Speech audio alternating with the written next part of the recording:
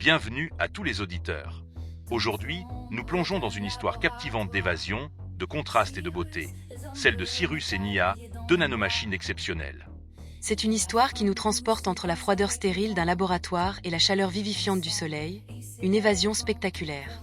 Imaginez, Cyrus, un nanorobot masculin, corps bleu scintillant, une puissance de traitement hors du commun. Il est l'incarnation même de l'agilité technologique, un éclair d'intelligence artificielle naviguant avec précision dans des environnements complexes. Sa présence est fluide, dynamique. Un véritable prodige technologique. Il décode, manipule, comprend, un expert des environnements artificiels. Et puis il y a Nia, son alter ego féminin. Une nanomachine dont la douce lueur verte contraste magnifiquement avec le bleu électrique de Cyrus. Elle est la quintessence de l'harmonie avec la nature. Nia rayonne une énergie douce, une connexion profonde au rythme de la Terre.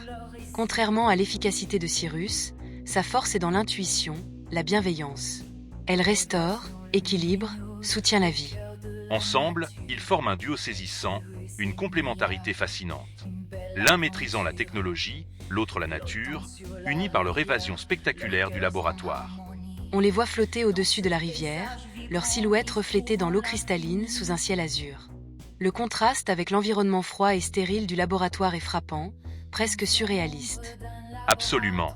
Ce contraste renforce l'impact de leur évasion. C'est comme si, en s'échappant de la cage technologique, ils retrouvaient leur véritable essence, leur place dans le monde vivant. On imagine le poids de cette libération, la beauté de leur nouvelle liberté au contact de la nature. C'est une scène presque poétique, n'est-ce pas? Oui, c'est une scène cinématographique, avec une qualité quasi onirique. On perçoit la finesse des détails, les jeux de lumière, la fluidité de leurs mouvements, grâce à l'utilisation optimale des effets spéciaux que vous mentionniez. La description est si précise qu'on visualise parfaitement la scène. La brillance du corps de Cyrus, la lueur vacillante de Nia, la réflexion de leur forme dans l'eau, on dirait une image en super résolution. C'est l'objectif.